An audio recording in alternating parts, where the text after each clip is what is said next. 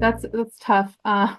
Because of the space that paid is taken up on mobile, it's definitely have shifted more towards the paid this year. But and again, it depends on your market. If you're in a rural market, that you have less competitors doing paid. So like really concentrating on your content, making sure all your technical SEO is correct is going to be important across all of them. But if you're in a market where it's a lot of paid advertising, your budget's probably going to shift more towards paid advertising just to make sure you're in that screen space, especially on a mobile device. And for those that maybe are new to the digital Yeah. marketing world, can you kind of explain the difference between SEO and Oh yeah, I'm paid? sorry. So yeah, no, that's Yeah. fine. Just let's just dig into that So just a little bit.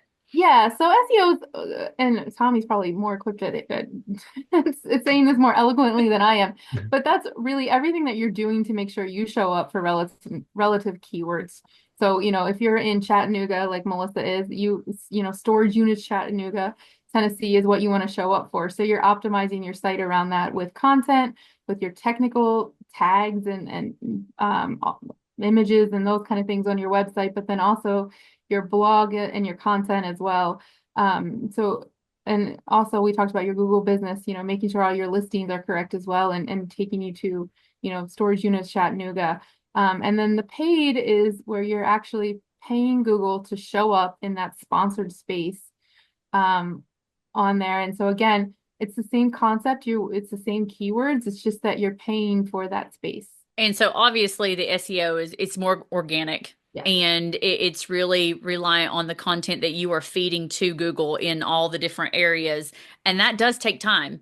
I think someone commented earlier that, you have to remember that this stuff is not all your marketing things aren't just going to happen overnight. And look, I threw this ad out here and I got 25 rentals and I'm good to go and everything is perfect now.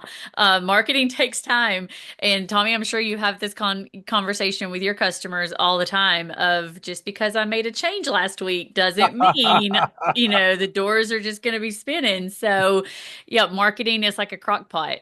I think yeah, it isn't like let's change it today and then we'll immediately see Yeah. results, right? And then sometimes Mhm. like, and I think this is frustrating for owners, and I feel this. I feel that for them, right? Sometimes there's not a black or white answer. I think Melissa, you touched on this, right? Like sometimes we are pontificating. Sometimes we are making an educated guess, Yeah. right? And Yeah. sometimes, like for example, I talked to an operator in September. They had zero rentals from the website, right?